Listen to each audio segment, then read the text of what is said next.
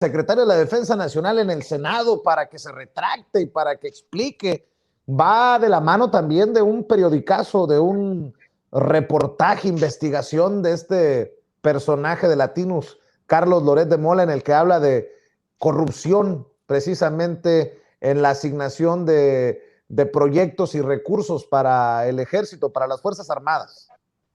Fíjate, yo siempre lo he dicho que si se tienen las pruebas de que pudiese existir corrupción, lo primero que se tiene que hacer es presentar las denuncias, que se realicen las investigaciones y si hay responsables que se les castigue con todo el peso de la ley. Eso no hay otra forma. Pero aquí lo importante viene, mi querido Vicente, en que si realmente existiera la militarización o el militarismo, como ellos hablan, y que aparte confunden y no entienden, ni saben cómo explicarlo y por eso empiezan a inventar términos nuevos como que existe una militarización blanda y suave y que, cabrón, o sea, le vamos inventando para ver cómo le vamos metiendo, ¿no?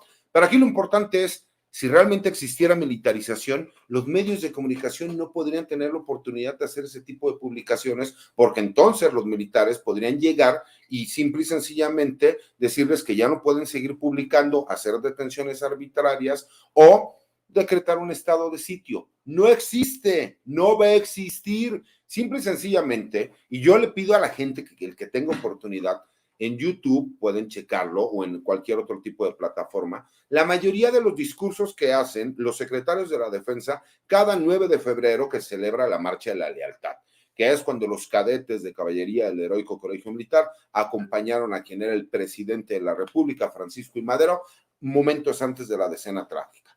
Y eso es para refrendarle la subordinación del poder militar hacia el poder civil al presidente constitucional de los Estados Unidos mexicanos, que fue elegido de forma democrática de acuerdo a las leyes y que se convierte de facto en el comandante supremo de las Fuerzas Armadas. El día que los vean y no vean que hay un apoyo por parte del secretario, ese día entonces sí preocúpense. ¿Por qué? Porque lo que se les olvida es que el general secretario en ningún momento, y para que le quede claro a la gente, el movimiento de regeneración nacional nació con una intención y dentro de esa intención era implementar una cuarta transformación. El gobierno ya electo de México, su sistema y su figura y su proyecto de gobierno es la cuarta transformación.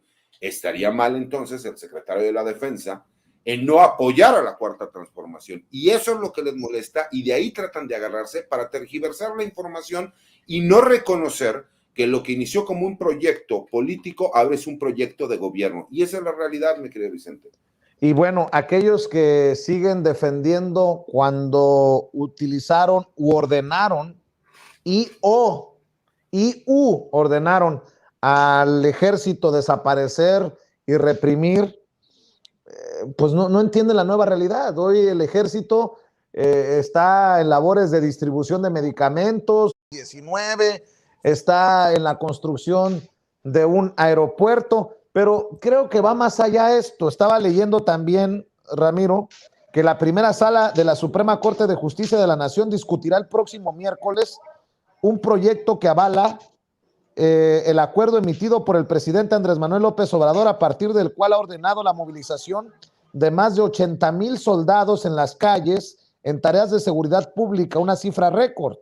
El proyecto elaborado por la ministra Margarita Ríos Farjat y que no se ha hecho público concluye que el referido acuerdo publicado en mayo de 2020 en el Diario Oficial de la Federación no viola la Constitución ni invade las facultades de la Cámara de Diputados al haber ordenado a la Fuerza Armada Permanente participar en tareas de seguridad hasta el 27 de marzo de 2024 y por ello declara infundada la controversia constitucional presentada por la entonces presidenta de la Cámara de Diputados, la panista Laura Rojas, en la que se sostenía que dicho acuerdo creó un marco legal demasiado amplio a partir del cual se han movilizado a miles de soldados de forma indiscriminada y sin los controles de excepcionalidad, subordinación y fiscalización que establece la Constitución. Los panistas que pues callaron, avalaron, respaldaron a Felipe Calderón cuando sacó precisamente a las Fuerzas Armadas a las calles. Es una soberana vergüenza que no sean conscientes de las consecuencias de sus actos, sobre todo los panistas, este brazo armado del clero y brazo armado de las oligarquías, ¿no? Que se han convertido en simples voceros de las oligarquías, que ellos fueron los que crearon todo este desastre, toda la violencia, más de 300,000 asesinados, más de 80,000 desaparecidos.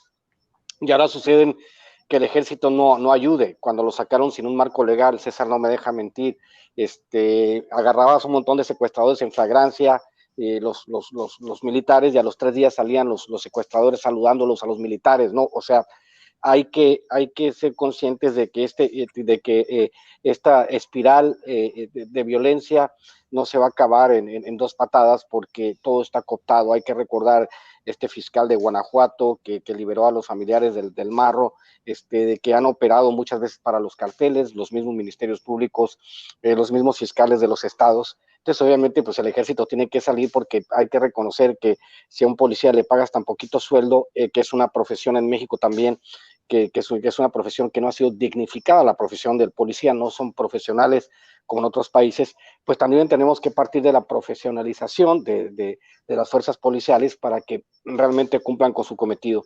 Entonces, Margarita Ríos Farjat me parece que hace lo correcto. Hay que trabajar bajo esta circunstancia, una circunstancia inédita, lo que está sucediendo en el país, lo que ha sucedido desde que llegó este señor, que Felipe Calderón, que no estornuda, cuando estornuda sanitiza, digamos.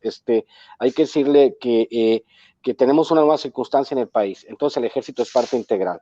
Yo siempre lo digo, si la línea 12 del metro lo hubiese construido un ingeniero militar, no se cae. Por eso el ejército es tan importante, que esté coadyuvando en todas las tareas de construcción, de inteligencia, en todas las tareas de explorar esta nueva realidad, como lo decía César también. Eso ayudará para los retiros y las pensiones de los militares, que se van retirando, que tengan un retiro digno. Y lo que está haciendo el presidente es lo adecuado, está dándole al ejército el papel protagónico, el papel de hacedores de paz, el papel de ser una institución que vuelva a ser querida por la población, gracias a esta nueva política de que veamos nosotros a los militares como personas que están para ayudar al país y para servir al pueblo de México, mi querido Vicente. Así es. Oigan, pues me acabo de enterar